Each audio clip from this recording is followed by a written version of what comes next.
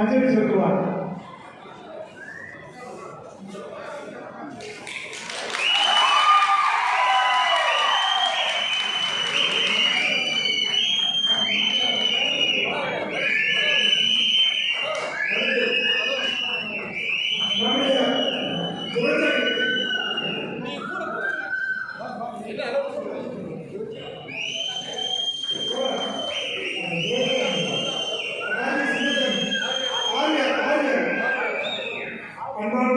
சகோதரர்களே, இந்த சங்கத்துக்காக ஒப்பற்ற தியானம் செய்தவர் பண்பாளர் மார்க்சியவாதி ஆர்யா அவர்கள் பெரும் பணக்காரராக இருந்தாலும் ஏழை எளிய மக்களுக்காக இணைந்து அன்பாடப்பட்டவர். அவருக்கு திருமாவளவர்கள் அஞ்சலி செலுத்துவார்.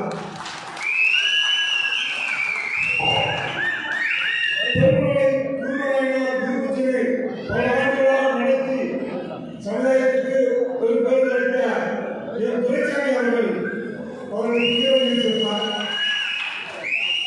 நாட்டோர் சமுதாயத்தினுடைய உருவாக்கத்தில் பெரும் பங்காற்றிய பிச்சமுத்து அவர்களுக்கு அஞ்சலி செலுத்துவார். உங்களுடைய தெய்வமான வீரத்தினுடைய வெற்றிக்கு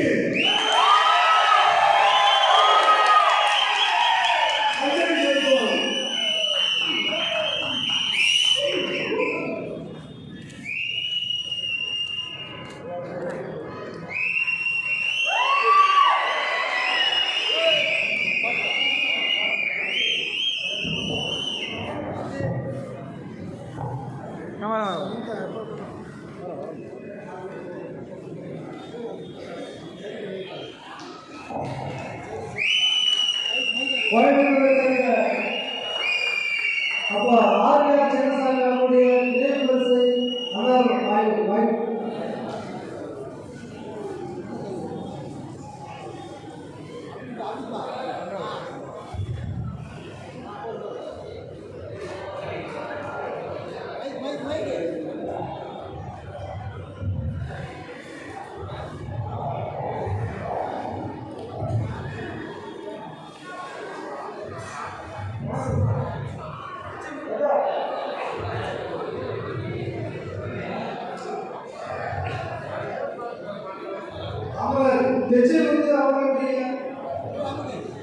நினைவு பரிசை அவரது குடும்பத்தார்கள் பெற்றுக்கொள்வார்கள்.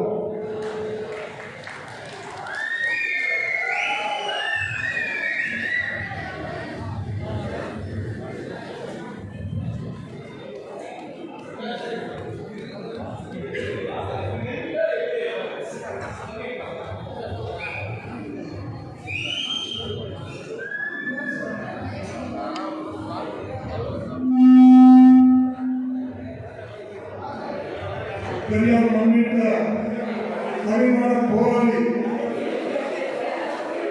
விருது பெற்ற தமிழர், பூர்வக்குடி மக்களுடைய வெற்றி கம்பளத்தை பெற்ற தன்மான தமிழர், தமிழ்மான போராளி அவர்கள் இப்பொழுது ஏற்புரையாற்றுவார்.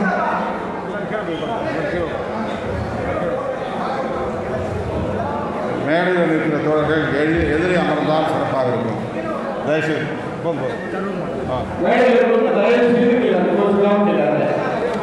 உரையாற்ற போறாரு. அவர் பேச கேட்கணும்னா மேடை எதிராக நாற்காலி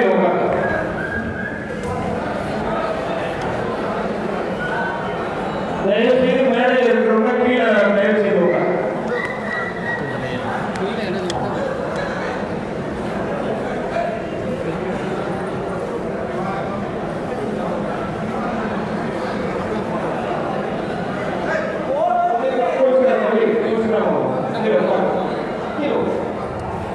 நிர்வாகிகளோட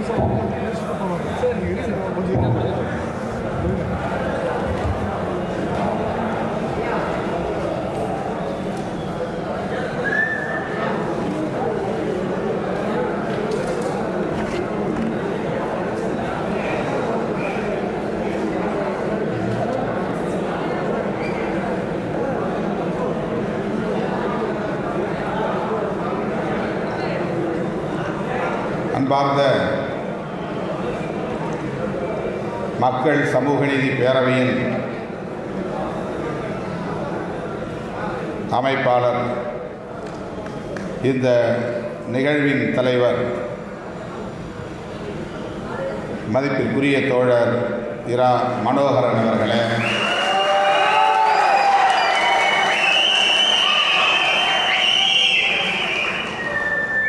இந்த விழாவில் பங்கேற்று வாழ்த்துறை வழங்கி இந்நிகழ்வுக்கு சிறப்பு சேர்த்து விடைபெற்று சென்றிருக்கிற நகராட்சி நிர்வாகம் மற்றும் நகர்ப்புற வளர்ச்சித்துறை அமைச்சர் மாண்புமிகு அண்ணன் KN நேரு அவர்களே, இந்திய கம்யூனிஸ்ட் கட்சியின் மாநில செயலாளர் பெரும் மதிப்பிற்குரிய அண்ணன் சிறப்புரை வழங்கி விடைபெற்று சென்றிருக்கிற இரா முத்தரசன் அவர்களே, நாடாளுமன்ற உறுப்பினர் மதிப்பிற்குரிய அண்ணன் S. திருநாவுக்கரசு அவர்களின் சார்பில் வருகை தந்து இங்கே வாழ்த்துரை வழங்கி நமக்கு சிறப்பு செய்திருக்கிற திருமிகு கோவிந்தராஜ் அவர்களே,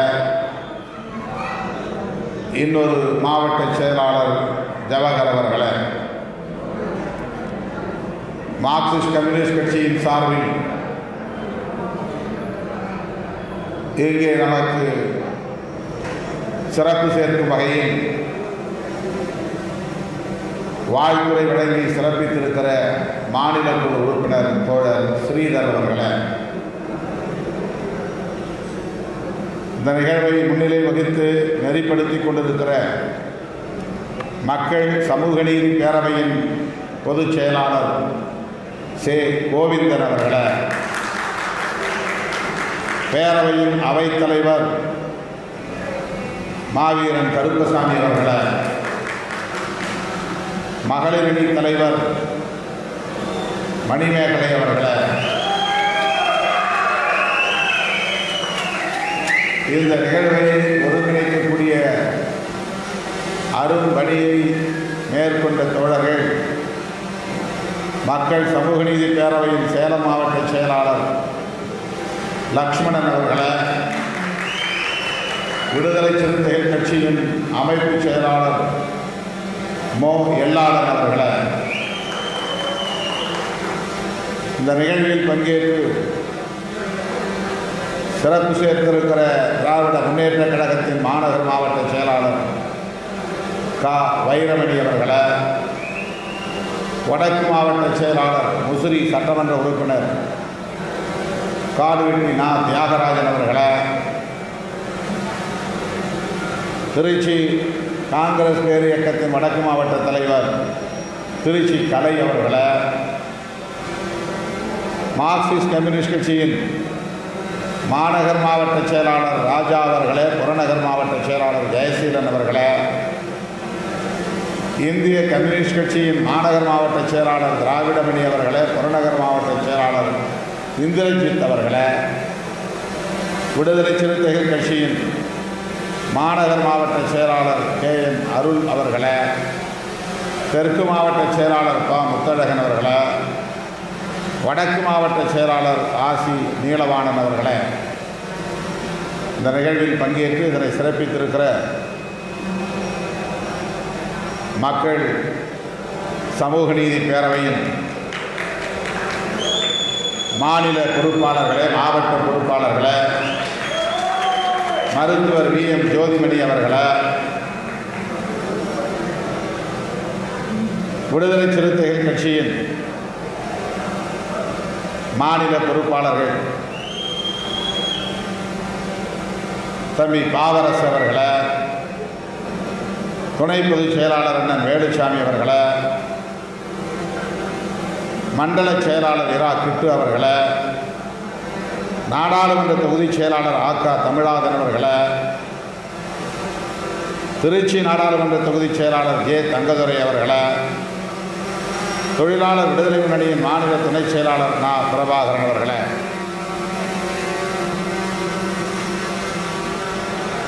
நன்றியுரை ஆற்றவிருக்கிற துறையூர் கணேசன் அவர்களை மற்றும் இந்த நிகழ்வில் பங்கேற்றதை சிறப்பித்துக் கொண்டிருக்கிற மக்கள் சமூக நீதி பேரவையின் முன்னணி தலைவர்களை, விடுதலை சிறுத்தைகள் கட்சியின் மாநில மாவட்ட ஒன்றிய நகர பொறுப்பாளர்களை, இந்த மாபெரும் நிகழ்வில் பங்கேற்று சமுதாய வழக்கப்படி வெற்றி கம்பளம் சூட்டி கையில் செங்கோல் கொடுத்து எனக்கு பெருமை சேர்த்திருக்கிற குறும்பர் சமூகத்தை சார்ந்த பெரியவர்கள்,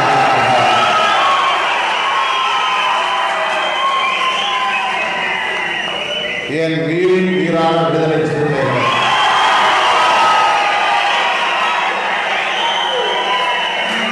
உங்கள் அனைவருக்கும் என்னுடைய பணிவார்ந்த வணக்கத்தை தெரிவித்துக் கொள்கிறேன். பெயர்கள் விடுபட்டிருந்தால் தன்னை ஊர்ந்து பொறுத்தருள வேண்டுகிறேன். இந்த நாள் என் வாழ்வில் மறக்க முடியாத ஒரு நாள்.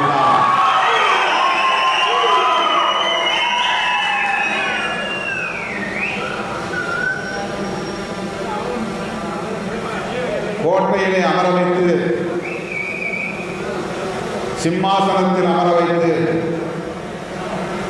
மகுடாபிஷேகம் சூட்டியிருந்தால் கூட நான் அவ்வளவு மகிழ்ச்சி அடைந்திருக்க மாட்டேன்.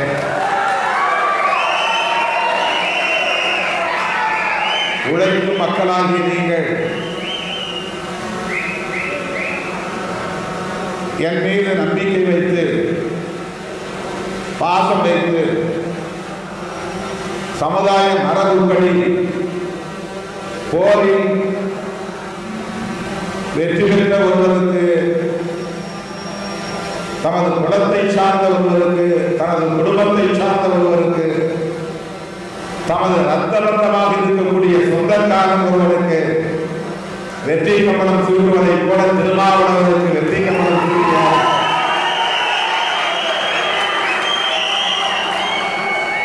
இந்த நிகழ்வு என்னை மிகவும் நெகிழ வைத்திருக்கிறது.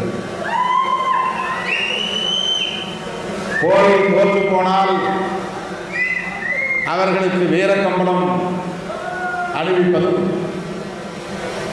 உயிரோடு திரும்பி வெற்றி வீரனாக வருகிறவர்களுக்கு வெற்றி கம்பளம் சாத்துவதும் குறுங்கர் குலத்தின் மரபு வழக்கம் என்று நம்முடைய மக்கள் சமூக நீதி பேரவையின் அமைப்பாளர் வழக்கறிஞர் அருமை தோழர் மனோகரன் அவர்கள் என்னிடத்திலே சுட்டிக்காட்டினார். அவர் என்னை அணுகிய போது, அவரும் அண்ணன் வேலுச்சாமி அவர்களும் என்னை அணுகிய போது, மனுநூல் குறித்து நீங்கள் தொடங்கி வைத்திருக்கிற போராட்டம் அல்லது யுத்தம் இளம் தலைமுறையினரிடையே ஒரு எழுச்சியையும் நம்பிக்கையையும் உருவாக்கி இருக்கிறது. சனாதன சக்திகளை பின்வாங்க வைத்திருக்கிறது. 21ஆம் நூற்றாண்டில் இன்றைக்கு பெரியார் இல்லாத சூழலில், பெரியாரின் தளபதிகள் இல்லாத சூழலில், அதாவது அண்ணா, கலைஞர் என அரசியல் களத்தில் களமாடி இந்த தளபதிகள் இல்லாத சூழலில் தேர்தல் அரசியல் களத்திலே துணிந்து மனுநூலை எதிர்த்து போராடுகிற துணிச்சல் வாய்ந்த உங்களை பாராட்டுவது எங்கள் கடமை. எங்கள் சமூகத்தின் சார்பில் பாராட்ட விரும்புகிறோம். எனவே ஒரு பாராட்டு விழாவுக்கு தேதி வேண்டும் என்று என்னிடத்திலே கேட்டார்கள். நான் சற்று தயங்கினேன். பாராட்டுவதற்கு இதில் என்ன இருக்கிறது? அப்படி என்ன நாம் பெரிய சாதனைகளை செய்துவிட்டோம், வெற்றி பெற்றுவிட்டோம் என்று நான் சற்று தயங்கிய போது, அண்ணன் வேலுச்சாமி அவர்களும் அன்பு தோழர் மனோகரன் அவர்களும் இதை நீங்கள் தவிர்க்கக்கூடாது, ஒரு சமுதாயம் உங்கள் மீது நம்பிக்கை வைத்து உங்களை பாராட்ட வேண்டும் என்று விரும்புகிற இந்த வாய்ப்பை நீங்கள் நழுவவிடக்கூடாது. அவர்களுக்கும் சில கோரிக்கைகள் உள்ளன. உங்கள் மீதுள்ள நம்பிக்கையால் உங்களிடத்தில் அந்த கோரிக்கைகளை வழங்க விரும்புகிறார்கள். வளரும் இளம் தலைமுறைக்கு நம்பிக்கையூட்டக்கூடிய ஒரு தலைமையாக நீங்கள் விளங்குகிற சூழலில் இதை தவிர்க்க வேண்டாம் என்று என்னிடத்திலே கேட்டுக்கொண்டார்கள். உடனடியாக நான் ஒப்புக்கொண்டேன். தோழர் மனோகரன் சொன்னதைப் போல, நான் வேலுச்சாமி அவர்களை சொன்னதைப் போல, நாங்கள் 1990களில் இருந்து தொடர்ந்து பல்வேறு களங்களில், போராட்ட களங்களில் கைகோர்த்து நின்றவர்கள். அப்படித்தான் எங்களுக்கிடையே நட்பு பரிணமித்தது.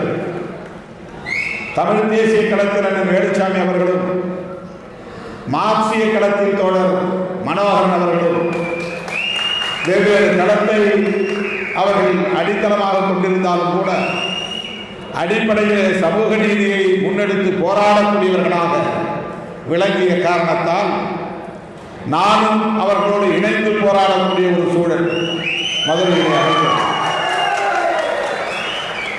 அவர்களை நான் அடையாளம் கண்டேன் என்பதை விட அவர்கள் இருவரும் என்னை அடையாளம் கண்டு என்னை தேடி வந்து என்னை அரவணைத்துக் கொண்டார்கள், ஆதரித்தார்கள், ஊக்கப்படுத்தினார்கள். திருமாவளவன் அம்பேத்கர் இயக்கத்தை முன்னெடுத்து செல்லக்கூடியவன், நாம் மார்க்சிய சிந்தனைகளை பரப்பக்கூடியவன், தான் ஒரு தமிழ் தேசிய களத்தில் இருக்கக்கூடியவன் என்றெல்லாம் தனித்தனியை எண்ணி பார்க்காமல் மூவரையும் ஒரு புள்ளி இணைத்தது என்றால் அந்த புள்ளிதான் சமூக நீதி புள்ளி. தமிழர் ஒற்றுமை என்கிற தமிழ் மொழி உணர்வு, இன உணர்வு, அந்த அடிப்படையில் நாங்கள் 90களின் தொடக்கத்திலே இணைந்து செயல்பட களமிறங்கினோம். அந்த நாளிலிருந்து இந்த நாள் வரையில் எந்த இடைவெளியும் இல்லாமல் கருத்து மாறுபாடுகள் இருந்தால் கூட அதை பொருட்படுத்தாமல் ஒடுக்கப்பட்டோரின் விடுதலைதான், உழைக்கும் மக்களின் விடுதலைதான் உண்மையான தமிழர் விடுதலையாக, தமிழ் தேச விடுதலையாக இருக்க முடியும். அதற்கு சமூக நீதி முக்கியமானது என்கிற அடிப்படையிலே இணைந்து தமிழ் தேசிய களத்திலும், பாட்டாளி வர்க்க களத்திலும், ஒடுக்கப்பட்ட உழைக்கும் மக்களின் உரிமைக்கான களத்திலும், வன்கொடுமைகளுக்கு எதிரான போராட்ட களங்களிலும் நாங்கள் கைகோர்த்து தொடர்ந்து பணியாற்றி வந்திருக்கிறோம், பயணப்பட்டு வந்திருக்கிறோம். ஒரு நிலையில அண்ணன் வேலுச்சாமி அவர்கள் தன்னை விடுதலை சிறுத்தைகள் கட்சியிலேயே இணைத்துக் கொண்டார். 10 ஆண்டுகளுக்கு மேலாக விடுதலை சிறுத்தையாக இருந்து பணியாற்றி வருகிறார். இன்றைக்கு கட்சியின் துணை பொதுச் செயலாளராகவும் பொறுப்பேற்று கருத்தியல் தளத்திலும் களத்திலும் தொடர்ந்து பங்காற்றி வருகிறார். அப்படி விடுதலை சிறுத்தைகள் கட்சியிலே தன்னை இணைத்துக் கொள்ளாவிட்டாலும் இவரும் விடுதலை சிறுத்தை தான் என்று எண்ணக்கூடிய வகையில் எப்போதும் விடுதலை சிறுத்தைகளோடு கைகோர்ந்து தோளோடு தோல் நின்று பணியாற்றக்கூடிய ஒரு தோழர் தான் வழக்கறிஞர் மனோகரன் அவர்கள். அவரை யாரும் தனித்து பிரித்து பார்ப்பதில்லை. மதுரை தென் மாவட்டங்களில் மட்டுமல்ல, வட மாவட்டங்களிலும் கூட. நான் தேர்தல் பாதையை புறக்கணித்த காலத்திலும் என்னை ஆதரித்தவர்கள் 2 பேரும்.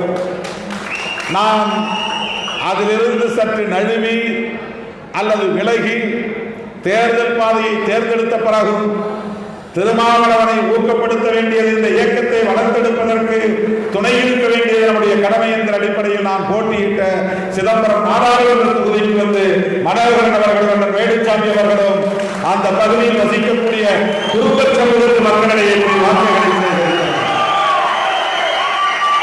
சிதம்பரம் நாடாளுமன்ற தொகுதியிலே குடும்ப சமூகத்தை சார்ந்த மக்கள் இருக்கிறார்கள் என்பது கூட எனக்கு தெரியாது. அங்கே வாக்காளர்கள் இருக்கிறார்கள் என்பது கூட எனக்கு தெரியாது. நான் கூட அதிர்ச்சியாக அவரை பார்த்தேன். உங்களுக்கும் சிதம்பரம் தொகுதிக்கும் என்ன சம்பந்தம் என்று. அவர் இத்தனை கிராமங்களில் எமக்கு சொந்தக்காரர்கள் இருக்கிறார்கள், எமது மக்கள் இருக்கிறார்கள், உழைக்கிற மக்கள் இருக்கிறார்கள், வாக்காளர்களாக இருக்கிறார்கள், கணிசமான வாக்கு வங்கியாக இருக்கிறார்கள். அவ்வளவு வாக்குகளை நான் உங்களுக்கு ஆதரவாக திரும்ப பல வாரங்கள் அண்ணன் வேலுச்சாமி அவர்களும் அருமை தோழர் மனோகரன் அவர்களும் அங்கிருந்து இளைஞர்களை அணிதிரட்டி பணியாற்றி எனக்கு வாக்குகளை பெற்று தந்தவர்கள். ஆக அம்பேத்கர், பெரியார், மார்க்ஸ் இந்த மாமனிதர்களின் கொள்கைகளை உருவாக்கி இருந்த காரணத்தினால்தான் இன்றைக்கு நாங்கள் தொடர்ந்து பயணிக்க முடிகிறது, ஒரே களத்தில் போராட முடிகிறது. அந்த புரிதல், அந்த கொள்கை தெளிவு, அந்த கோட்பாட்டு பார்வை மனோகரன் அவர்களுக்கு இருந்ததால் தான் என் மீது அள்ளி இறைக்கப்பட்ட எந்த அவதூறையும் பொருட்படுத்தாமல் திருமாவளவன் பிற சமூகத்தின் எதிரி என்று எல்லோரும் சொன்ன நேரத்தில் திருமாவளவன் எல்லா சமூகத்திற்கும் தேவை என்று சொல்லக்கூடிய வகையில் எல்லா சமூகத்திற்குமான ஒரு தலைவராக திருமாவளவன் பரிணமித்து வருகிறார் என்று பறைசாற்றக்கூடிய வகையில், உலகிற்கு உணர்த்தக்கூடிய வகையில், ஊருக்கு சொல்லக்கூடிய வகையில் மனோகரன் அவர்கள் மக்கள் சமூக நீதி பேரவையின் சார்பில் இந்த விழாவை நடத்தி குல வழக்கப்படி, சமுதாய மரபுபடி நாற்காலியில் அமர வைத்து அந்த சமூகத்தை சார்ந்த போர் வீரர்களுக்கு மட்டுமே சாத்தக்கூடிய வெற்றி கம்பளத்தை சார்ந்து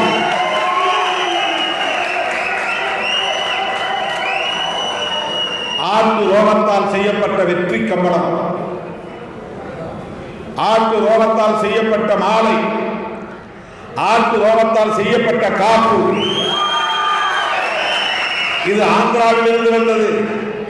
அந்த மாலை, ரோகத்தால் செய்யப்பட்ட மாலை, வெற்றி மாலை பெங்களூரில் இருந்து வந்தது. அந்த வெற்றி கம்பளம் கிருஷ்ணகிரியில் தயாரிக்கப்பட்டது.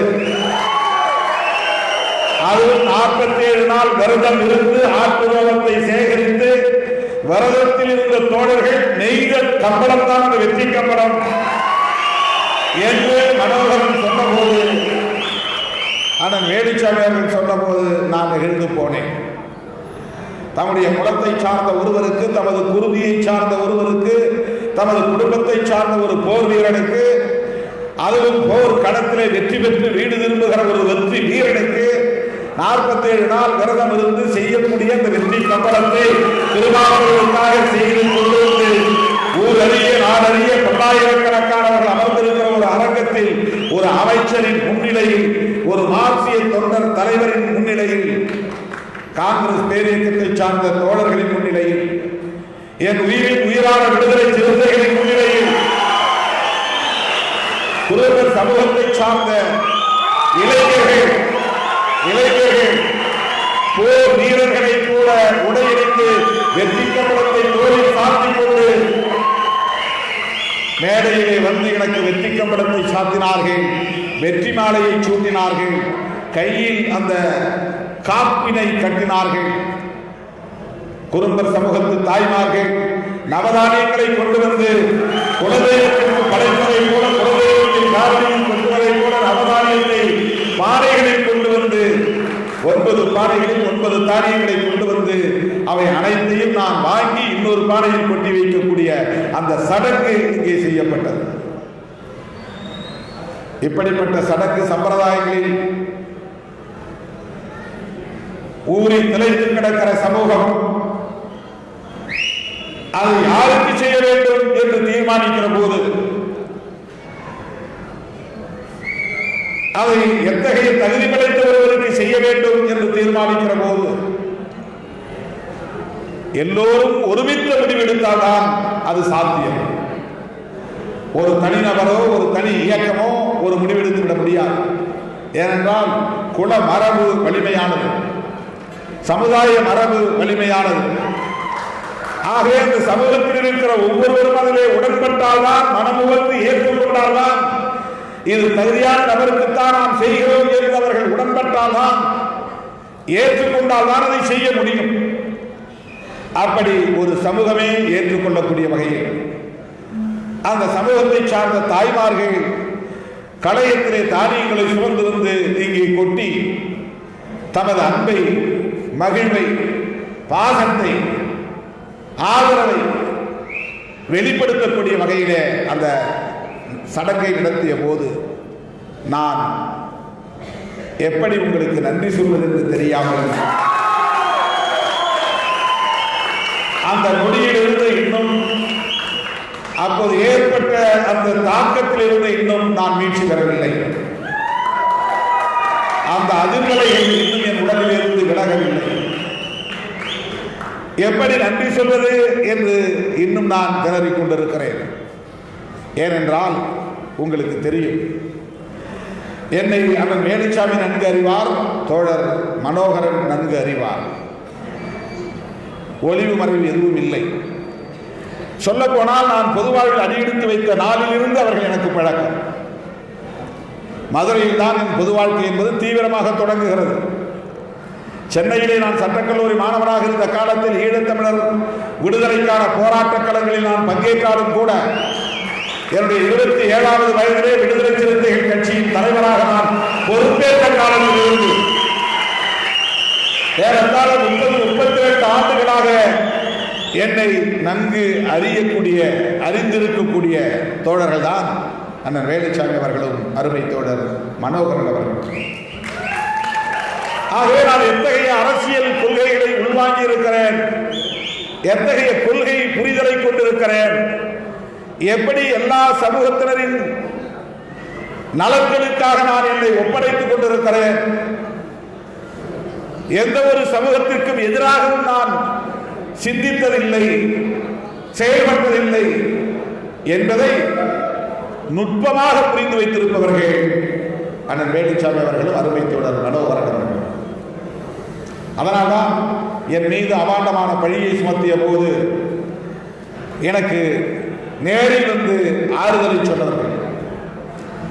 அதனால்தான் இவரை நாம் அப்படி ஒதுக்கிவிடக் கூடாது, தனிமைப்படுத்துவதற்கு அனுமதித்துவிடக் கூடாது, இவர் மீதான களங்கத்தை நாம் துடைத்தாக வேண்டும், இவர் எல்லோருக்குமானவர், எங்களுக்குமானவர் என்று குடும்ப சமூகத்தின் சார்பில் இந்த விழாவை எழுப்பதற்கு அருமை தோழர் மனோகரன் அவர்கள் இந்த முயற்சியை மேற்கொண்டு இன்றைக்கு வெற்றிகரமாக இதை நிகழ்த்திக் கொண்டிருக்கிறார். எந்த கட்சியையும் அவர் கூப்பிட விரும்பவில்லை, எந்த தலைவரையும் அழைக்க விரும்பவில்லை. இது எங்கள் குடும்ப விழாவை போல நீங்களும் நாங்களும் கலந்து கொள்கிற விழாவாகவே இது அமைய வேண்டும் என்று தோழர் மனோகரன் விரும்பினார். ஆனாலும் தான் எல்லோரும் வேண்டும், தோழமை கட்சிகளின் தலைவர்களையும் நாம் அழைப்போம் என்று நான் விடுத்த வேண்டுகோளின் அடிப்படையில் பெருமதிப்பிற்குரிய மாண்புமிகு அமைச்சர் அண்ணன் KN நேரு அவர்களும் இன்றைக்கு கம்யூனிஸ்ட் கட்சிகளின் தலைவர்களும் காங்கிரஸ் கட்சியின் தலைவர்களும் இந்த மேடைக்கு வந்து நமக்கு பெருமை சேர்த்திருக்கிறார்கள். அவர்களின் முன்னிலையில் திருமாவளவன் அனைவருக்குமானவர் என்று மனோகரன் மட்டுமல்ல ஒட்டுமொத்த குடும்ப சமூகம் இன்றைக்கு பிரகடனம் செய்திருக்கிறது. இது ஒரு வரலாற்று பிரகடனமாக நான் பார்க்கிறேன். தனிப்பட்ட முறையிலே திருமாவளவன் வாழ்க்கையில் இது ஒரு திருப்பம் என்று நான் பார்க்கிறேன், இது ஒரு திரும்ப முனை என்று நான் பார்க்கிறேன். இதற்கு பிறகுதான் நான் எல்லோருக்குமானவனாக செயல்படப் போகிறேன் என்று நான் சொல்லவில்லை. இத்தனை ஆண்டுகளாக நான் எல்லோருக்குமானவனாக போராடி இருக்கிறேன், பாடுபட்டிருக்கிறேன். ஆனால் இன்றைக்கு அதற்குரிய அங்கீகாரத்தை இந்த சமூகம் வழங்கியிருக்கிறது, மக்கள் சமூக நீதி பேரவை வழங்கியிருக்கிறது.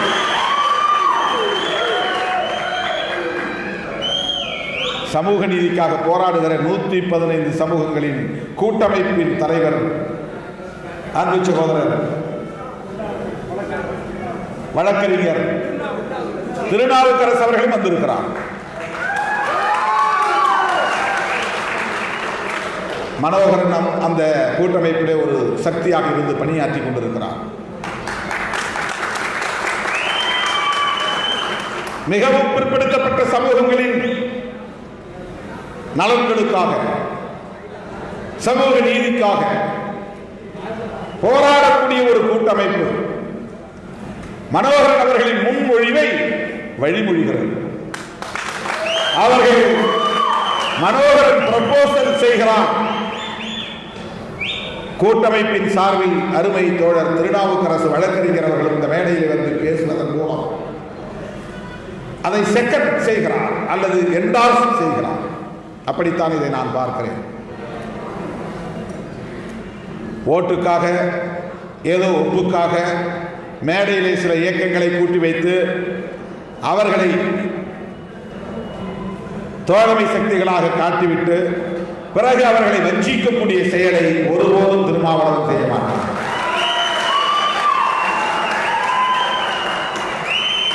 மிகவும் பிற்படுத்தப்பட்ட சமூகத்தின் கூட்டமைப்பை காட்டி திருமாவளவன் எந்த கூட்டணியிலும் பேரம் பேச மாட்டார். அப்படி பேரம் பேச முடியாது. நான் போய் மனோகரன் என்னோட இருக்கிறாரு, திருநாவுக்கரசு என்னோட இருக்கிறாரு, அதனால எங்களுக்கு மொத்தமாக வந்து ஒரு 50 சீட்டு கொடுங்க நான் யார்ட்டையும் கேட்க முடியாது. கேட்டாலும் தரமாட்டாங்க. அவங்க என்ன நினைப்பாங்கன்னா, உங்களுக்கு அவங்களுக்கு என்ன சம்பந்தம்? எங்களுக்கு சம்பந்தம் உண்டு என்று சொல்லுகிற நிகழ்ச்சி தான் இந்த நிகழ்ச்சி. எல்லோரையும் எல்லா சமூகத்தினரையும் ஒரு புள்ளி இணைக்கிறது. சமூக நீதி புள்ளி, சோஷியல் ஜஸ்டிஸ். குருமன் சமூகத்தின் கோரிக்கைகளை பற்றி பல ஆண்டுகளுக்கு முன்பு மனோகரன் அவர்கள் தருமபுரி கிருஷ்ணகிரி மாவட்டத்திலிருந்து ஒரு பெரிய குழுவையை அழைத்து வந்தார். அவர்களின் கோரிக்கையை நான் அன்றைய முதல்வர் கலைஞரிடத்தில் எடுத்து சொல்லி பாராளுமன்ற மறையில் அது சென்று அந்த கோரிக்கை நிறைவேற்றப்பட்டது.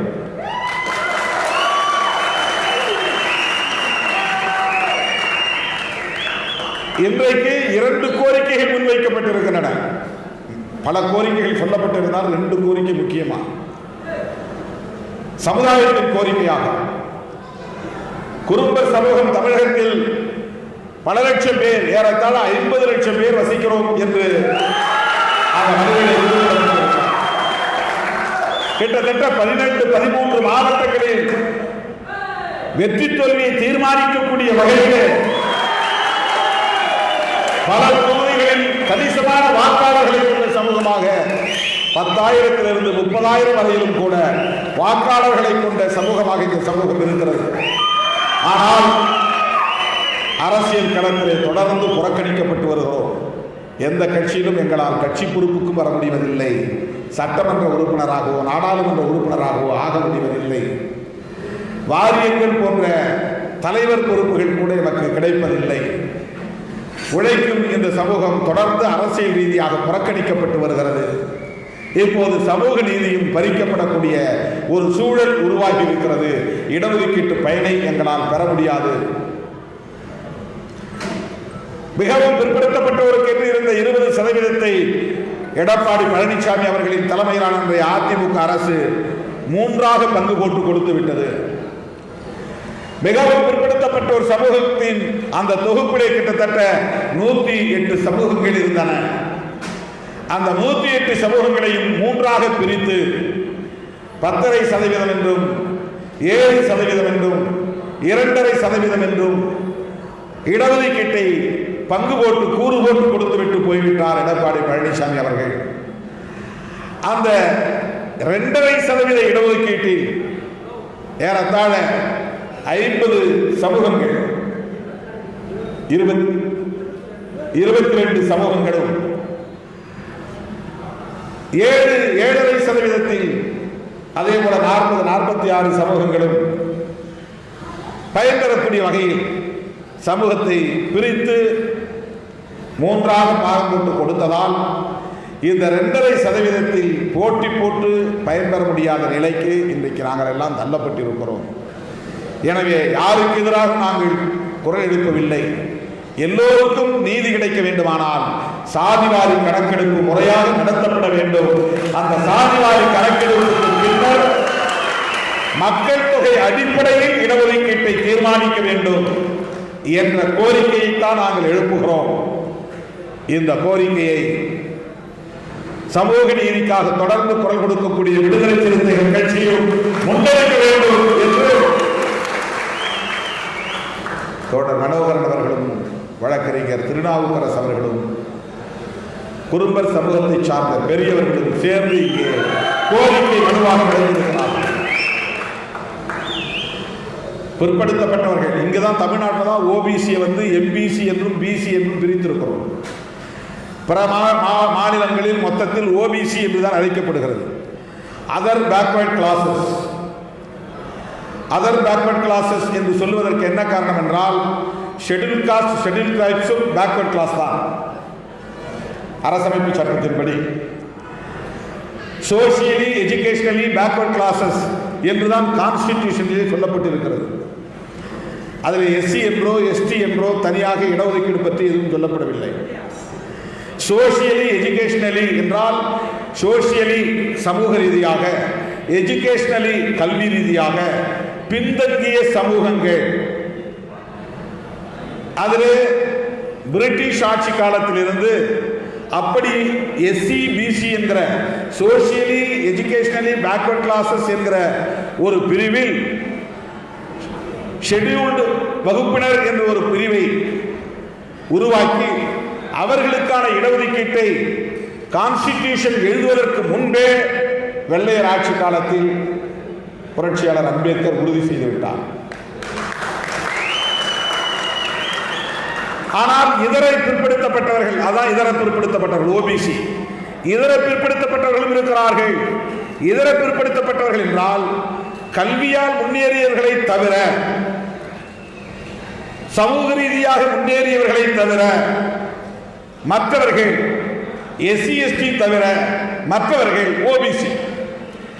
சோசியலி எஜுகேஷனலி ஃபார்வர்ட் கம்யூனிட்டிஸ் என்றால் இங்கே உங்களுக்கு புரியும்படி சொல்ல வேண்டுமானால், தமிழ்நாட்டை பொறுத்தவரையில் ஐயர் ஐயங்கார் பிராமணர்கள் பார்ப்பனர்கள், இந்தியா முழுவதும் பார்ப்பனர்கள் கல்வி ரீதியாகவும்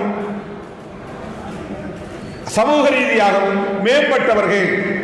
வர்ணாசிரம தர்மப்படி இந்திய சமூகத்தில் ஒரே ஒரு சாதி தான் உசந்த சாதி, உயர்ந்த சாதி, மேலான சாதி, அதுதான் பிராமணர்கள்.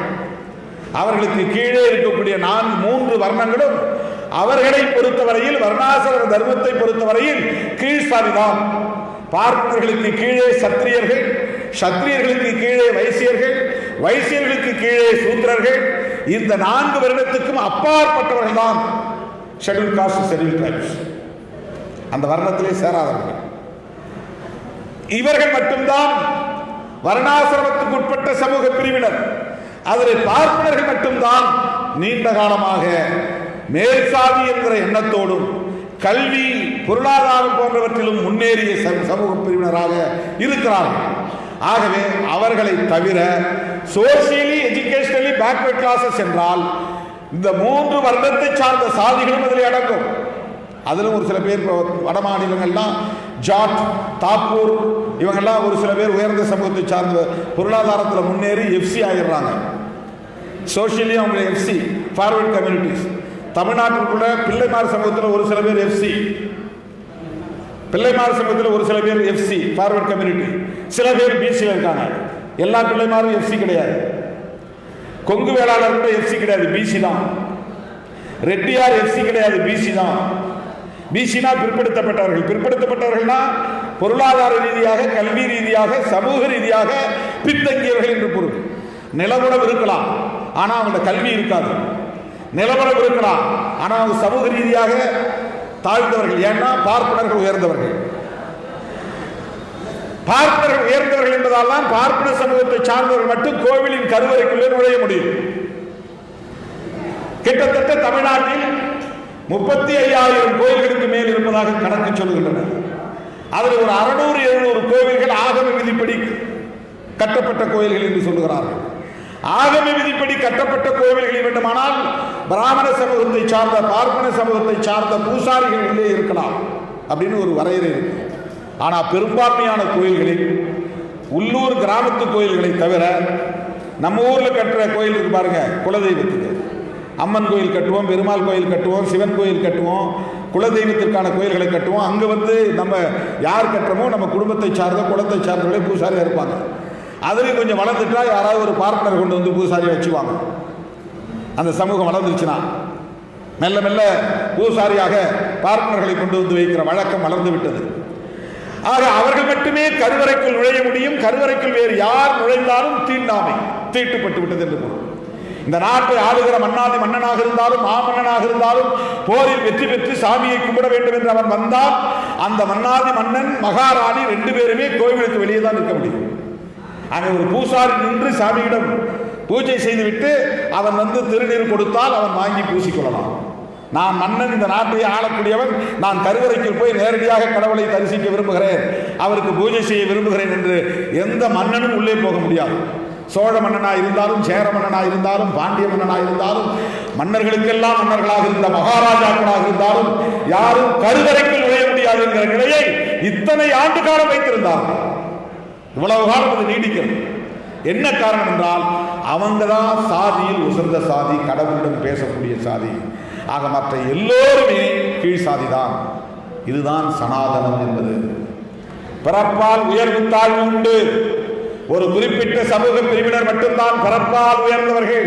அக்ரஹாரத்தில் பிறந்ததனாலேயே அவர்கள் உயர்ந்தவர்கள்.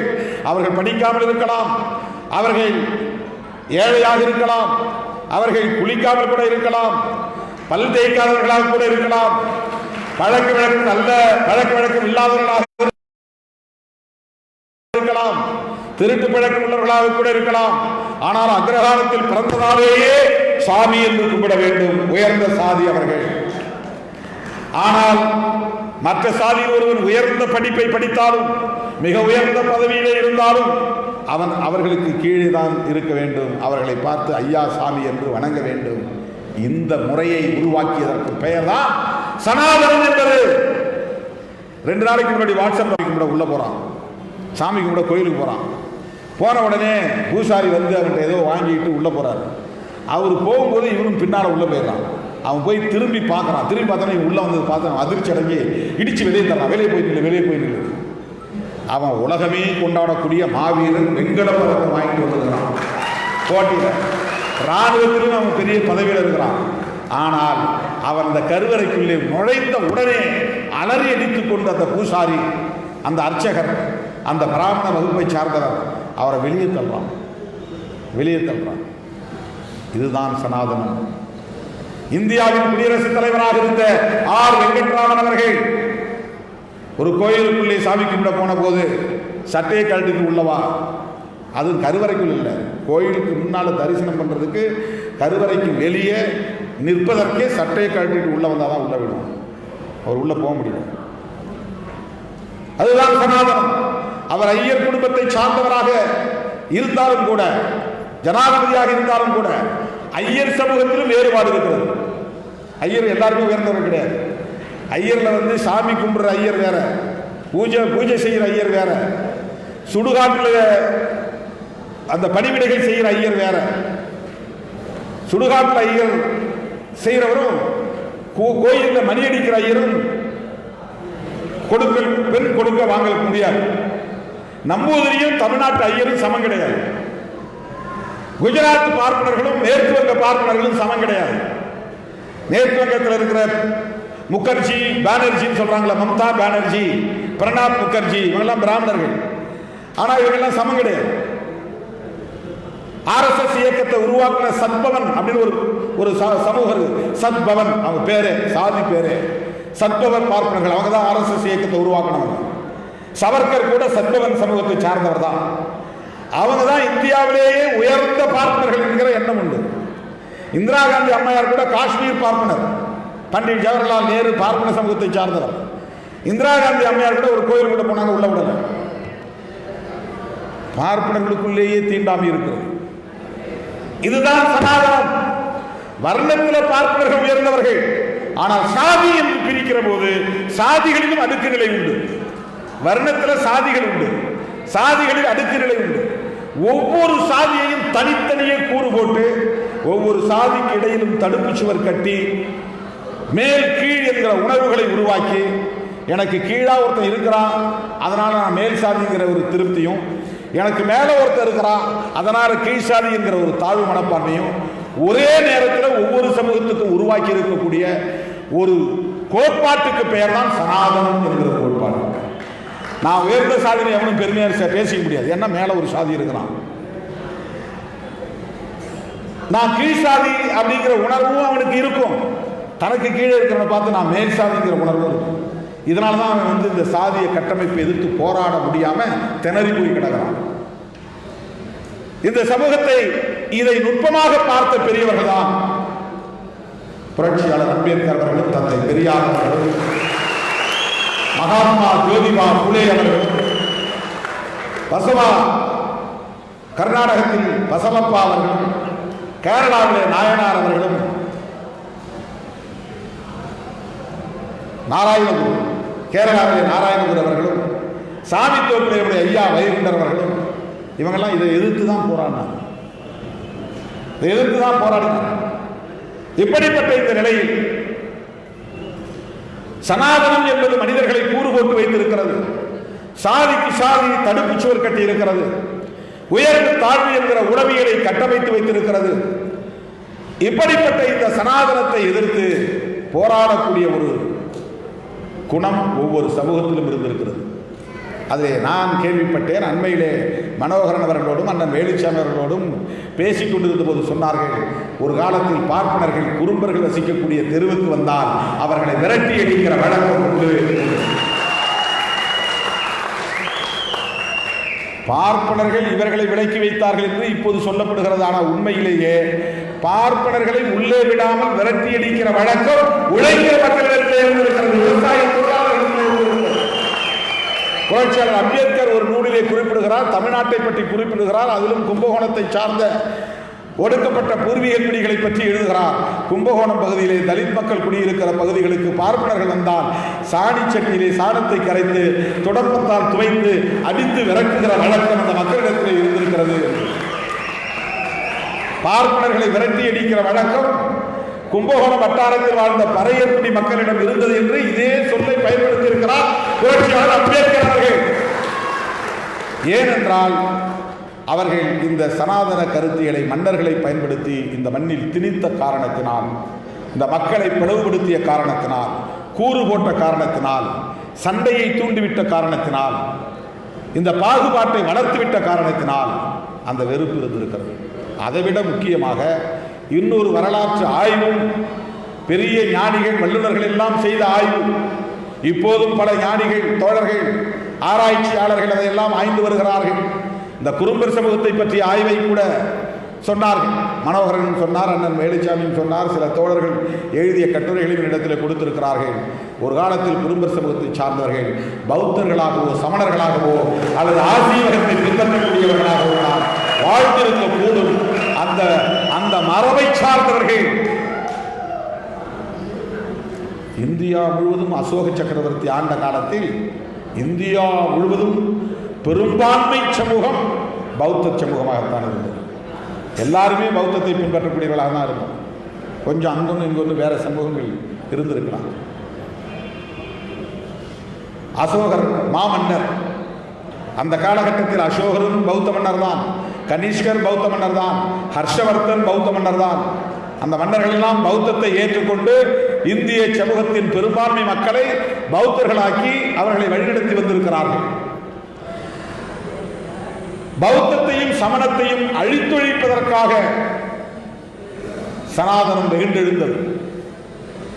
பார்ப்பனர்களின் கோரிக்கையை அல்லது அவர்களின் தேவையை நிறைவேற்றக்கூடிய வகையில் பல்லவ காலத்து மன்னர்கள் அவர்களுக்கு துணையாக மாறினார்கள் என்றும், அதன் பிறகு தொண்டை நாட்டு மன்னர்கள் சேர சோழ பாண்டிய மன்னர்களும் கூட பிற்காலத்திலே அவர்களுக்கு பணிந்து போனார்கள் என்றும், அதன்படிதான் மெல்ல மெல்ல இங்கே பௌத்தம் சமணம் போன்றவை தமிழ்நாட்டிலும் இந்திய அளவிலும் அழித்தொழிக்கப்பட்டது என்றும் சொல்லப்படுகிறது. இது வரலாறு. நான் வரலாற்றை தான் பேசுகிறேன். இதை பேசியதற்காகத்தான் நான் இந்து கோயில்களை இடிக்க சொன்னேன் என்று இந்த சங்கிகள் எல்லாம் திருப்பிவிட்டார்கள், திரித்து கூறினார்கள். நான் ஒரு வரலாற்று ஆய்விலிருந்து ஜமனதாசன் ஒருத்தன் ஆய்வு பண்ணி PhD வாங்கியிருக்கான். அப்படி PhD வாங்கினதை எடுத்து மேற்கோள் காட்டி நான் பேசினேன். திருப்பதி ஏழுமலையான் கோவிலை பற்றி அவன் ஒரு ஆய்வு செய்திருக்கிறான். அவன் என்ன சொல்றான்னா, அங்க இருக்கிற ஏழுமலையான் வேறு யாரும் இல்லை, கௌதம புத்தர் தான் அப்படின்னு அவன் சொல்றான். அதுக்கு PhD கொடுத்துருக்காங்க. PhD கொடுத்தவரை போய் அவன் கேட்கணும், திருமாவளவனை கேட்கக்கூடாது. ஒரு 2 மாசம் கழிச்சு எனக்கு தெரிந்த ஒரு ஜெயின் சமூகத்தை சார்ந்த சமண சமூகத்தை சார்ந்த ஒரு பெரியவர் மார்வாடி சேட்டு அவர் வந்து என்னை பார்த்தார். அவர் எனக்கு ஒரு புத்தகத்தை கொடுத்தார்.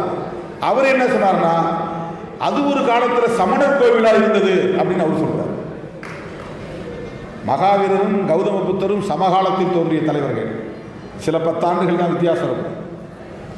கிமு 520க்கு முன்பு சமகாலத்தில் தோன்றிய தலைவர்கள்.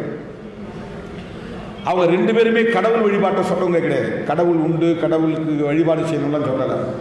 அவங்க சமூக ஒழுங்கை, சோஷியல் ஆர்டர், டிசிப்ளின் பற்றி சொன்னவங்க. இப்படி தான் மனிதன் பிறந்தா அவன் இப்படி தான் வாழணும், ஒரு நாள் கடமை என்ன செய்யணும், எப்படி அவன் வந்து பொய் சொல்லாமல் இருக்கணும், அவன் இந்த உணவை தான் உண்ணணும், இந்த மாதிரி தான் குளிக்கணும், இந்த மாதிரி தான் வந்து வாழணும், அவன் மனம் நிம்மதியாக இருக்கணும்னா இந்த ஒழுக்கங்களை எல்லாம் பின்பற்றினால் அவன் நிம்மதியாக இருக்க முடியும், உயிர்களுக்கு தொல்லை செய்யக்கூடாது, பிற உயிர்களை கொலை செய்யக்கூடாது, இந்த மாதிரி சில கருத்துக்கள் எல்லாம் அவங்க சொல்கிறாங்க.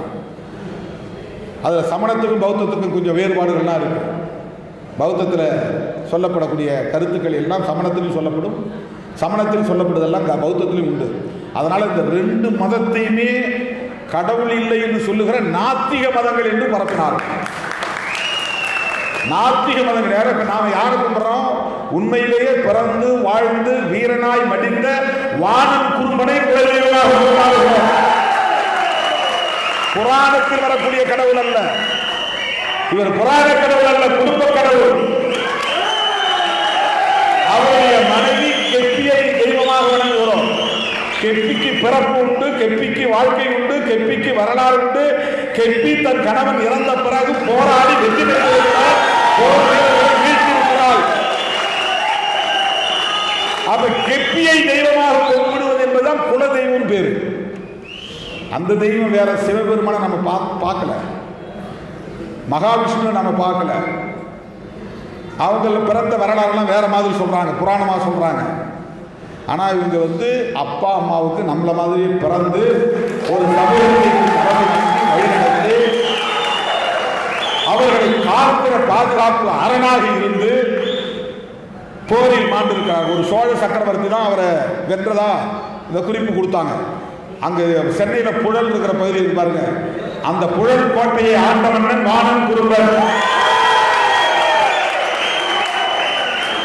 ஒரு சோழ மன்னன் படையெடுத்து போய் 2 பேருக்கு இடையில் நடந்த யுத்தத்தில் இவர் வீழ்த்தப்பட்டிருக்கிறார்.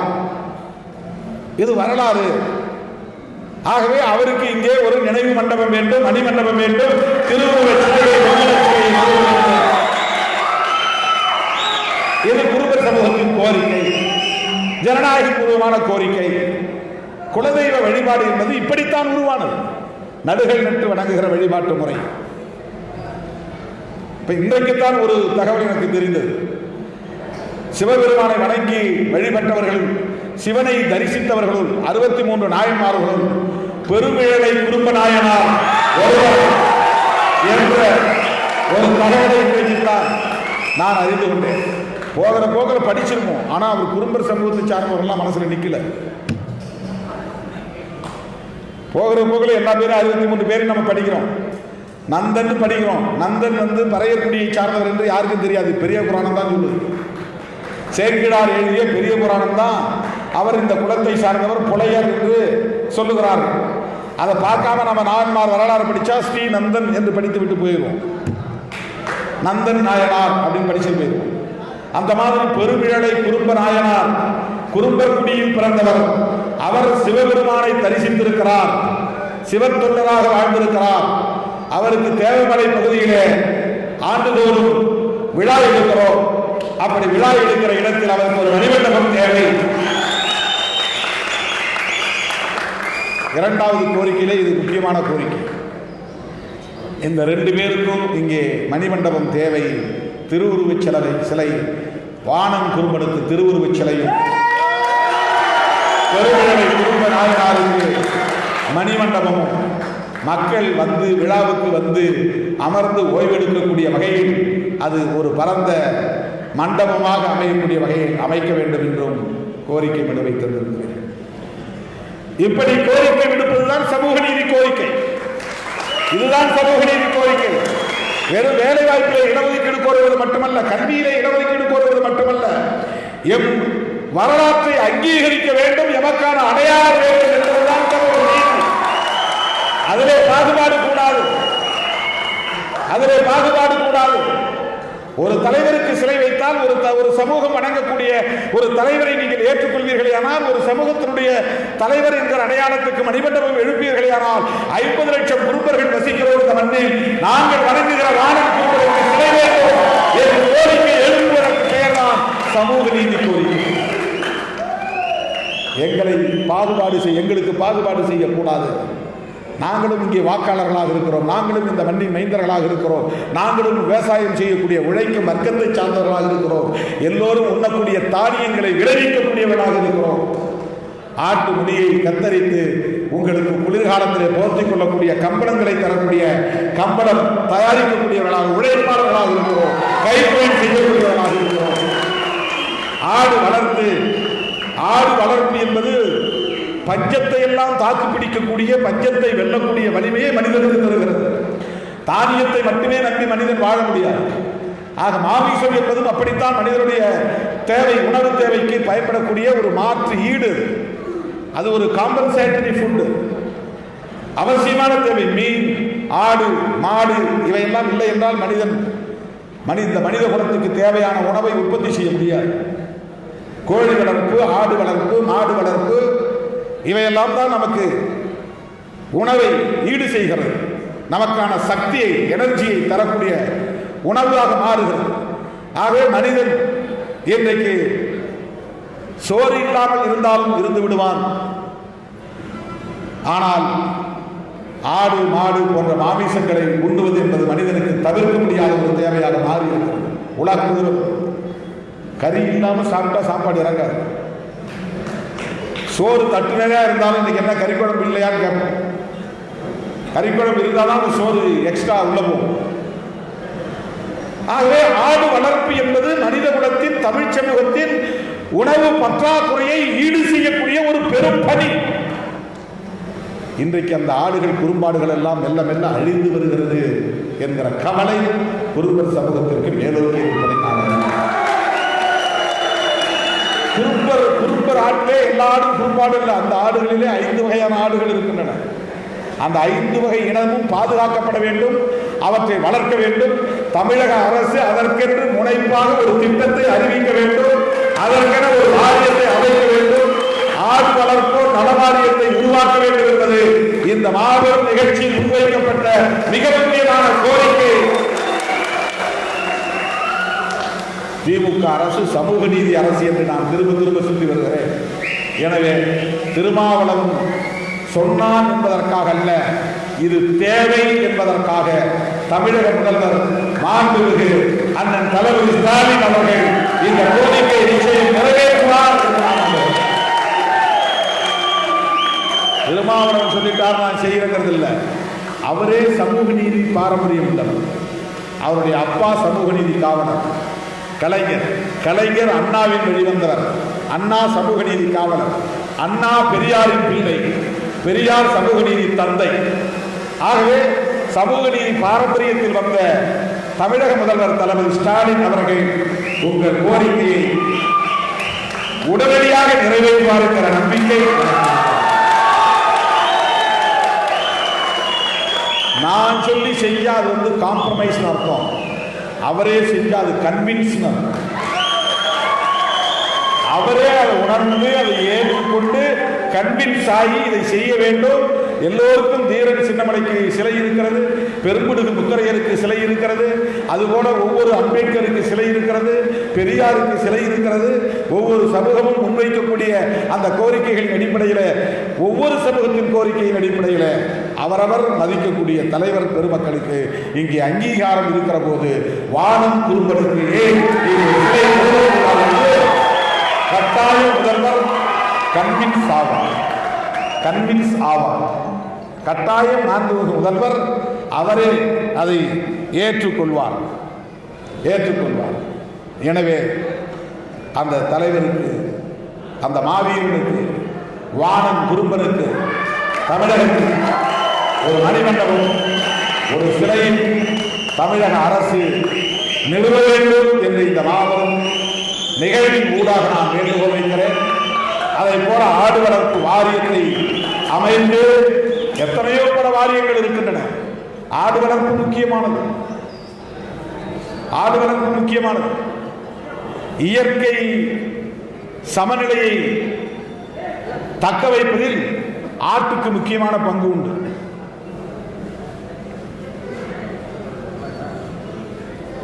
ஆடு இல்லை என்றால் செடி கொடி போன்றவை மானாவரியாக வளர்ந்து புற்கள் வளர்ந்து நாம் தானியத்தை உற்பத்தி செய்ய முடியாத அளவுக்கு பாழாகிவிடும்.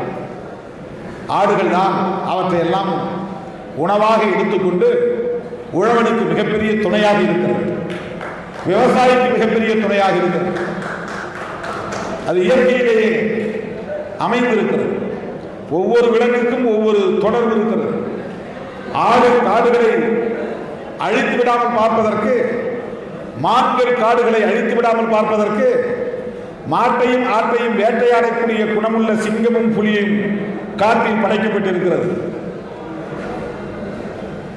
அதே நேரத்தில் புதர்கள் மண்டி போகாமல் காடுகள் அடர்த்தியாக வளர்ந்து குடியிருப்புகளை சுற்றியும் புதர்கள் மண்டி போகாமல் இருக்க, புதர்கள் மண்டி போனால் விஷச்சந்துகள் வளரும், பாம்பு வளரும், பல்லிகள் தேள் போன்ற மனிதருக்கு ஊறு விளைவிக்கக்கூடிய நச்சுயிரிகள் வளரும்.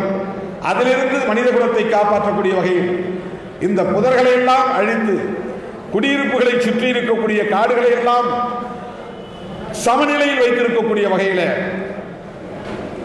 பணியாற்றக்கூடிய ஒரு பெரும் பொறுப்பு ஆட்டுக்கும் மாட்டுக்கும் இருக்கிறது.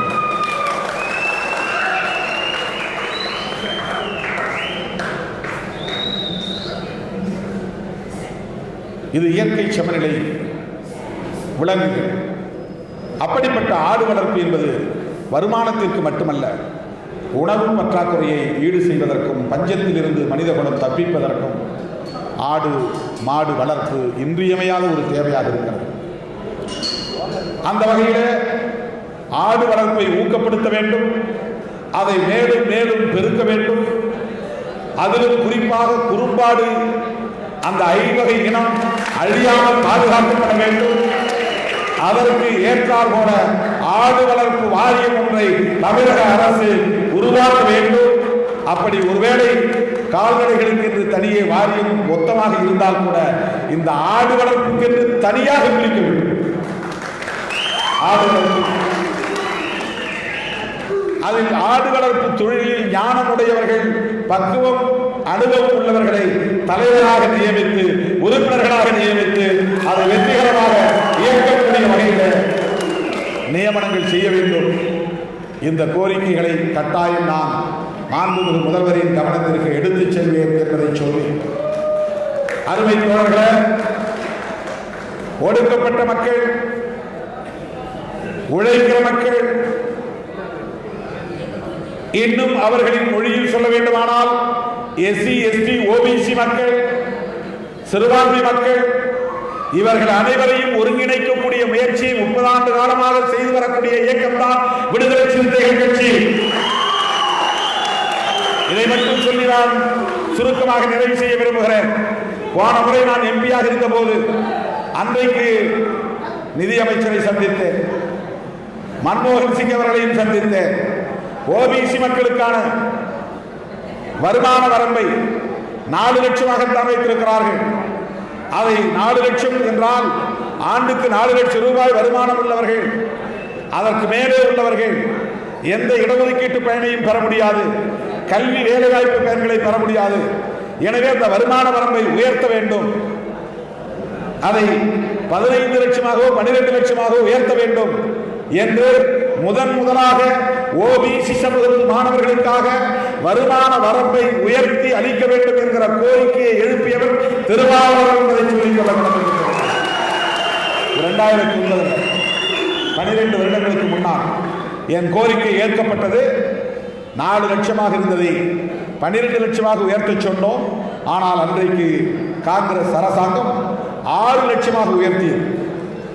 இப்போது அது 8 லட்சமாகவும் 10 லட்சமாக உயர்த்தப்பட்டிருக்கிறது. இந்த வருமான வரம்புங்கிறது எல்லாருக்கும் இடஒதுக்கீடு கிடைச்சிடாது. அதில் ஒரு கிரீமி லேயர் வைக்கிறான், அதுக்கு பேர் தான் கிரீமி லேயர். கிரீமி லேயர்னா ஒரு குடும்பம், இப்போ ஒரு குறும்பர் சமூகத்தை சார்ந்த குடும்பம் இருக்கு, அந்த குடும்பத்தினுடைய கணவன் மனைவி 2 பேரும் வேலை செய்கிறாங்க. அவங்க வருமானம் எவ்வளவு அப்படின்னு அவன் கணக்கு போடுறான். அவன் வந்து ஒரு அரசு ஊழியராக இருப்பான், ஒரு விஓவாக இருப்பான், அல்லது ஒரு ஆஃபீஸ் அசிஸ்டண்டாக இருப்பான், ஒரு பியூன் வேலை செய்வான். இந்த மாதிரி சாதாரணமாக வேலை செய்யக்கூடியனுடைய மாத சம்பளத்தை கணக்கு போட்டு ஆண்டுக்கு இவ்வளவுன்னு கணக்கு போட்டால் 4 லட்சத்துக்குள்ளே இருந்தால் தான் அவன் பயன்பெற முடியும். 4 லட்சத்துக்கு மேலே அவன் வந்து ஒரு மாதத்துக்கு 50,000 சம்பளம் வாங்கினான்னா 12 மாதத்துக்கு 12.5 6 லட்சம் ஆயிடுது. அப்போ 6 லட்சம் உனக்கு வருமானம் இருக்குன்னா உன் பிள்ளைக்கு வேலை வாய்ப்பு இல்லை, போ, இடஒதுக்கீடு இல்லை அப்படின்னு அவன் தடுத்துருவான். பேருக்கு தான் எல்லாத்துக்கும் இடஒதுக்கீடுன்னு பேர், ஆனால் எல்லாரும் பயன்பெற முடியாது. அங்கே வந்து ஒரு தடை வைக்கிறான், வரம்பு வைக்கிறான், வருமான வரம்பு. அப்போ அந்த வரம்பு வந்து ஓபிசிக்கு வெறும் 4 லட்சமாக இருந்தது. 4 லட்சத்துக்கு உள்ள வாங்கினா இடஒதுக்கீடு உண்டு, 4 லட்சத்துக்கு மேலே போனால் இடஒதுக்கீடு கிடையாது. நிலபலம் உள்ளவர்களுக்கு கூட வருமான வரம்பு இவ்வளவு வருமானம் வருதுன்னு கணக்கு காட்டக்கூடிய நிலையெல்லாம் இருந்தது. அதை எல்லாவற்றையும் தகர்த்து அந்த வருமான வரம்பை உயர்த்த வேண்டும் என்று கேட்ட இயக்கம், கேட்ட நபர் திருமாவளவன் என்பதை சொல்லிக் கொள்ளலாம்.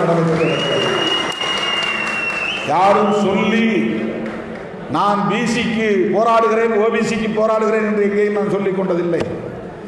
இதர பிற்படுத்தப்பட்டவர்களின் நலன்களுக்காக குரல் கொடுக்கிறேன் என்று நான் எங்கேயும் தப்பட்ட படித்துக் கொண்டதில்லை.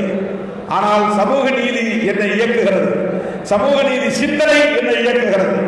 பெரியார் சிந்தனையும் அம்பேத்கர் சிந்தனையும் மார்க்சிய சிந்தனையும் என்னை இயக்குகிறது. அதனால தான் நான் போய் அப்படி மனு கொடுக்க முடியும். ஏதோ இப்போ வந்து மனோகரன் அவர்கள் ஒரு சாதி சங்கத்தில் வளர்த்துட்டு வந்தால் என்ன அவர் வெறுப்பார். அவர் வந்து மார்க்சியத்தை படித்ததுனால, பெரியாரை படித்ததுனால திருமாவளவன் நமக்கானவர் என்று அடையாளம் காணுகிறார். அவருக்கு எனக்கு இடையில இந்த நட்பு இப்படி தான் உருவாகும். கொள்கை தெளிவுதான் சிறந்த நட்பு உருவாக முடியும், உறுதியான நட்பு உருவாக முடியும். ஜனநாயக சக்திகள் தான் கடைசி வரை கைகோர்த்து நிற்க முடியும், சாதியவாதிகளால் நிற்க முடியாது. அவனுக்கு வந்தா நம்மளை உதறிட்டு போயிடுவான். ஒரு பொது எதிரியை எதிர்க்கிறது நம்மளை எல்லாத்தையும் ஒன்னா சேர்த்தாங்க. சமுதாய பேர் இயக்கம் வாங்க, திருமாவளவன் எப்படிலாம் பண்றாரு போறாரு, மேடையில் அப்படிலாம் பேசுறாரு அப்படின்னு சொல்லி சமுதாய பேர் இயக்கம் தமிழ்நாடு பூரா 32 மாவட்டத்தில் கூட்டம் போட்டு எல்லா சாதிகளையும் கூப்பிட்டு ஒரு சாதாரண எளிய ஒரு கிராமத்தில், ஒரு குக்கிராமத்தில் பிறந்த சாதாரண ஒரு எளிய ஆளை திருமாவளவன், இவனை எதிர்க்கிறதுக்கு தமிழ்நாட்டை 1.5 மாதம் கூட்டம் நடந்துச்சு. எல்லா மாவட்டத்துக்கும் ஒரு பெரிய தலைவர் போய் கூட்டம் போட்டார். ஆனால் இன்றைக்கு பொது தொகுதியிலேயே விடுதலை சிறுத்தைகள் 2 தொகுதிகளில் வெற்றி பெற்றிருக்கிறார்கள். அது தனிச்சின்னத்தில் வெற்றி பெற்றிருக்கிறார்கள். வன்னிய சமூகத்தை சார்ந்த மக்களும் வாக்களித்து இதர சமூகங்களை சார்ந்தவர்களும் திருமாவளவனுடைய வேட்பாளருக்குத்தான் எங்கள் ஓட்டு என்று ஓட்டு போட்டு இன்றைக்கு வெற்றி பெற வைத்திருக்கிறார்கள். அவர்கள் முயற்சி தோற்று போனார். ஏன்னா இவங்களை எல்லாத்தையும் ஒன்னா இணைச்சார் அவருடைய அரசியல் லாபத்துக்காக. ஆனால் தனக்குன்னு வந்தவனே இந்த மற்ற சமூகத்தை பற்றி யாரை பற்றி அவர் கவலைப்படுவார். அவர் பொதுவான தலைவராக இருந்திருந்தால் என்ன சொல்லியிருக்கணும், எங்கள் சமூகத்துக்கும் வேணும், இந்த மிகவும் பிற்படுத்தப்பட்ட எல்லோருக்கும் நீதி வேண்டும், அதனால் சாதிவாரி கணக்கெடுப்பு நடத்துங்க, அந்த சாதிவாரி கணக்கெடுப்பில் ஒவ்வொரு சமூகமும் எவ்வளவு பேர் இருக்கிறாங்களோ அதுக்கு தகுந்த மாதிரி இடஒதுக்கீட்டை பிரித்து கொடுங்க, பங்கு போட்டு கொடுங்க அப்படின்னு சொல்லியிருந்தால் சமூக நீதி பார்வை அவருக்கு இருக்குன்னு அர்த்தம். உங்களை சந்தர்ப்பத்துக்கு பயன்படுத்துறது தான் சமூக நீதி அவருக்கு பயன்பட்டது. தம்முடைய சாதி வாக்குகள் மட்டும் போதும், பிற சமூக வாக்குகள் தேவையில்லை என்று கருதிய காரணத்தினால் 110 சாதிகளை அம்போ என்று நடுத்தர்களை விட்டுவிட்டு ஓடி போனவர்கள் எப்படி சமூக நீதி பார்வை உள்ளவர்களாக இருப்பார்கள் என்பதை எண்ணி பார்க்க வேண்டும். நான் கேட்கிறேன், இப்ப அண்மையில் ஓபிசி ரிசர்வேஷன் வந்துச்சு, ஓபிசி பற்றிய ஒரு பில் வந்துச்சு, மசோதா வந்துச்சு. அதில் நான் பேசினேன் பாராளுமன்றத்தில். அது என்னன்னா, ஓபிசி சமூகத்தில், அதாவது எம்பிசி பிசி இந்த சமூகத்தில் இந்த சாதியை பிசியில் சேர்க்கலாம் அல்லது எம்பிசியில் சேர்க்கலாங்கிற அதிகாரம் மாநில அரசுக்கு இருந்துச்சு. எம்பிசியில் சேர்க்கலாம் அல்லது பிசியில் சேர்க்கலாம், இணைக்கலாம், நீக்கலாம், இந்த அதிகாரம் மாநில அரசுக்கு இருந்தது. ஒரு அமெண்ட்மெண்ட் கொண்டு வந்து அந்த அதிகாரத்தை பறிச்சுட்டாங்க. அப்போ அந்த அதிகாரத்தை பறிச்சதுனால சுப்ரீம் கோர்ட்டில் மராத்தா வழக்கில் அதை உறுதி பண்ணிட்டான், உனக்கு எந்த அதிகாரமும் கிடையாது மாநில அரசுக்கு. மகாராஷ்டிரா அரசாங்கம் மராத்தா சமூகத்தினருக்கு ஒரு இடஒதுக்கீட்டை கொடுக்குறான், அவங்கள பிசி பட்டியலில் சேர்க்குறான், உனக்கு பவர் இல்லைன்ட்டான். ஏன்னா அமெண்ட்மெண்ட் ஏற்கனவே அரசியலமைப்பு சட்டத்தில் அமெண்ட்மெண்ட் கொண்டு வந்துட்டான். எஸ்சி சமூகத்தில் யாரையும் ஒரு சமூகத்தில் சேர்க்க முடியாது, நீக்க முடியாது. இப்போ எஸ்சியில் 78 சாதி இருக்கு, 4 சாதி இல்லை, 0, 74 சாதி இருக்கு. அந்த 74 சாதியில் ஒரு சாதியை எஸ்சியிலிருந்து நீக்கவோ அல்லது 75வது சாதியாக ஒரு சாதியை சேர்க்கவோ மாநில அரசுக்கு அதிகாரம் கிடையாது. இவங்க தீர்மானம் போட்டு டெல்லிக்கு அனுப்பணும், பார்லிமெண்ட்ல 2 அவையிலும் உட்கார்ந்து பேசணும், அங்க தீர்மானம் அந்த அந்த அவையில இந்த மசோதா நிறைவேறி அதுக்கப்புறம் தான் சேர்க்க முடியும். அதே மாதிரி ஓபிசிக்கு ஒரு நிலையை கொண்டு வந்தாங்க. ஆனால் இப்போ அவசரமா உத்தரப்பிரதேசத்தில் தேர்தல் நடக்கிறதுனாலையும் வட இந்திய மாநிலங்களில் தேர்தல் நடக்கிறதுனாலையும் இந்த ஓபிசி சமூகத்துடைய ஓட்டை வாங்கணுங்கிறதுக்காக அதை நாங்கள் ரத்து செய்கிறோம் அப்படின்னு ஒரு பில் கொண்டு வந்தார் மோடி. மாநில அரசுக்கான உரிமையை பறிக்கக்கூடிய வகையில் மாநில அரசுகளே பறிக்கக்கூடிய வந்த உச்சநீதிமன்ற தீர்ப்புக்கு மாறாக மாநில அரசுகளே தீர்மானித்துக் கொள்ளலாம் என்று ஒரு மசோதா. அதனால அந்த பில்ல மட்டும் எல்லாம் பேசுவோம்னு முடிவு பண்ணோம். காங்கிரஸ் கூட்டணி கட்சி தலைவர்கள்லாம் ஒன்றா உட்கார்ந்து பேசணும், தினம் உட்கார்ந்து பேசுவோம். மல்லிகார்ஜுன் கார்கே அவர்களின் அறையிலே உட்கார்ந்து ராகுல் காந்தி அப்பப்போ வருவார். தினந்தோறும் காலையில் எம்பிக்கெல்லாம் உட்கார்ந்து பேசுவோம். இன்னைக்கு என்ன பாராளுமன்றத்தில் செய்யலாம், எப்படி கோஷம் எழுப்பலாம், இன்னைக்கு நம்ம கலந்துக்கிறதா வேண்டாமா, இன்னைக்கு என்ன பில் வருது, அதை பேசும். அப்போ இந்த ஓபிசி சம்பந்தமான பில் வந்த அன்னைக்கு இன்னைக்கு நம்ம எதிர்ப்பு தெரிவிக்க கூடாது, வெளியே வரக்கூடாது, கூச்சல் போடக்கூடாது. இன்னைக்கு அவ என்ன முடிவெடுத்தனா அந்த முடிவை நாமளும் எடுத்து உள்ள போய் உட்கார்ந்து அந்த பில்லை ஆதரிச்சு அதை நம்ம வெற்றி பெற வைக்கிறோம் அப்படின்னு முடிவெடுத்தோம். அப்போதான் அதில் கலந்துட்டு ஒரே ஒரு தடவை தான் பேசணும். கிட்டத்தட்ட 1.5 மாதம் நடந்துச்சு. ஒரு நாள் தான் எல்லாரும் நான் உள்ளே உட்கார்ந்தோம், அந்த ஒரு பில்லை தான் பேசணும். அப்போ நான் சொன்னேன், என்ன சொன்னேன்னா, உச்ச நீதிமன்றம் 50% மேல் இடஒதுக்கீடு கூடாது என்று இந்திரா சகானி வழக்கிலே சொல்லி இருக்கிறது. உங்களுக்கு உண்மையிலேயே சமூக நீதியின் மீது அக்கறை இருந்தால் அதையும் திருத்தக்கூடிய வகையில் கான்ஸ்டிடியூஷனல் அமெண்ட்மெண்ட் பில் கொண்டு வர வேண்டும். அதை உடைச்சிருங்க, பாப்புலேஷன் சென்சஸ் எடுங்க, அந்த சென்சஸ் அடிப்படையில் மக்கள் தொகை அடிப்படையில் இடஒதுக்கீட்டை எல்லோருக்கும் உயர்த்துங்க. ஓபிசிக்கும் இடஒதுக்கீட்டை உயர்த்து, எஸ்சி எஸ்டிக்கும் இடஒதுக்கீட்டை உயர்த்து. திருமாவளவன் ஓபிசிக்கு எதிரி இல்லை, திருமாவளவன் ஓபிசி சமூகத்தினரின் நலன்களுக்காக குரல் கொடுக்கிறவன் என்பதற்கு இது ஒரு சான்று. இன்னொரு சான்றை சொல்லுகிறேன். அண்மையில் நாங்கள் முதலமைச்சரை போய் சந்திச்சு ஒரு மனு கொடுத்தோம். பார்லிமெண்ட்லேயும் போய் மத்திய அமைச்சர் ஒருவரை சந்தித்து மனு கொடுத்தோம். என்ன கொடுத்தோம்னா, தமிழ்நாட்டில் ஒரு 26 சாதிகள் பெயர் எம்பிசி பட்டியலில் இருக்கு. எல்லா சாதிக்குமே பட்டியல் இருக்கு, எஸ்சி எஸ்டி மட்டும் பட்டியல் கிடையாது. சில பேர் எஸ்சி எஸ்டி மட்டும் பட்டியல் சமூகம்ன்றாங்க. எம்பிசி பட்டியல் சமூகம் தான், பிசி பட்டியல் சமூகம் தான். ஸ்டேட் லிஸ்ட் இருக்கு, சென்ட்ரல் லிஸ்ட் இருக்கு. பிசி யாரு, எம்பிசி யாருங்கிறது ஸ்டேட் லிஸ்ட் இருக்குது, சென்ட்ரல் லிஸ்ட் இருக்குது, பட்டியல் இருக்கு. அப்ப இங்க ஒரு 26 சாதிகள் ஸ்டேட் லிஸ்ட்ல இடம்பெற்றக்கூடிய 26 சாதிகள் பட்டியல், அந்த பெயர் சென்ட்ரல் லிஸ்ட் யூனியன் லிஸ்ட்ல இல்ல. யூனியன் லிஸ்ட்ல இல்லங்கிறத கண்டுபிடிச்சு அது இந்த சாதிகள் பெயர் எல்லாம் பட்டியல் போட்டு இந்த சாதிகள் எல்லாம் யூனியன் லிஸ்ட்ல சேர்க்கணும் என்று மனு கொடுத்த இயக்கம் விடுதலை சிறுத்தைகள் கட்சி. இது ஓபிசிக்கான கோரிக்கை தான். கோவிலில் அனைவரும் அர்ச்சகராகலாம் என்பதும் ஓபிசிக்கான கோரிக்கை தான். இன்னைக்கு 58 பேரை நியமனம் பண்ணியிருக்கிறாங்க. இந்த 58 பேர்ல 6 பேர் தான் எஸ்சி ஷெட்யூல் காஸ்ட், மிச்சம் எல்லாம் ஓபிசி. திருமாவளவன் கோரிக்கை அனைத்து சாதியினரும் அர்ச்சகராகலாம் என்பதுதான் ஓபிசிக்குமான குரல். கோவிலுக்குள்ளே கருவறைக்குள்ளே ஆகம விதிகளின்படி தேவாரம் ஓதுவதற்கு அல்லது நீங்கள் சொல்லுகிற மந்திரங்களை ஓதுவதற்கு முறையான பயிற்சி பெற்றவர்களுக்கு பணி நியமனம் வேண்டும். இது விடுதலை சிறுத்தைகளின் கோரிக்கை, திருமாவளவனின் கோரிக்கை.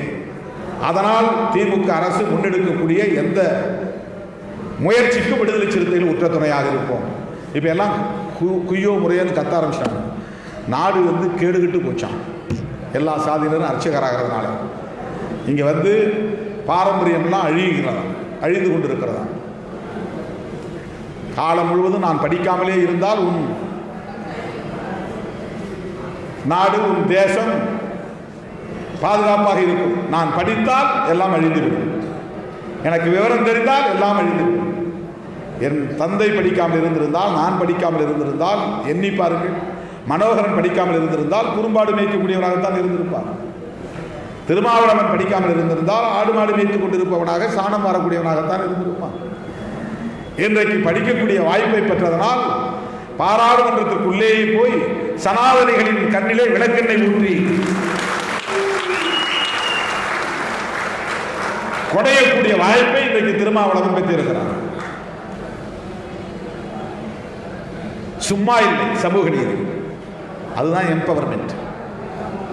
சமூக நீதி என்பது it's a weapon for empowerment of marginalised sections. விளிம்பு நிலை சமூகத்தினரை அதிகார வலிமையுள்ளவர்களாக ஆக்குவதற்கான ஒரு பேராயுதம் சமூக நீதி.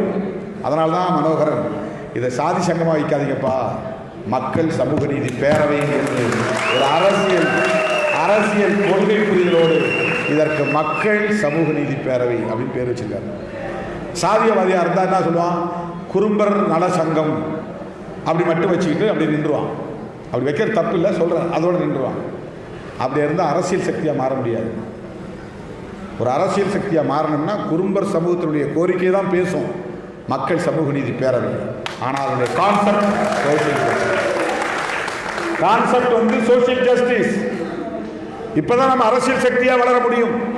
எனவே குறும்பர் சமூகத்தின் கோரிக்கைகளை மாண்புமிகு முதல்வர் அவர்களின் கவனத்திற்கு கொண்டு செல்வதோடு இன்றைக்கு இந்த கூட்டமைப்பு முன்னெடுக்கிற முயற்சிகளுக்கும் விடுதலை சிறுத்தைகள் உங்கள் துணையாக இருந்தோம். ஒட்டுமொத்த சமூக நீதி சமூகங்களை ஒருங்கிணைக்கக்கூடிய ஒரு முயற்சியை மேற்கொள்ளக்கூடிய வகையில் ஆகஸ்ட் 17 பிறந்த நாளில் ஒரு டிக்ளரேஷன் பண்ணேன், ஒரு பிரகடனம். ஆகஸ்ட் 17 பெரியார் பிறந்த நாள் செப்டம்பர் 17. ஒவ்வொரு வருஷமும் ஒரு தீம் வைப்பேன்.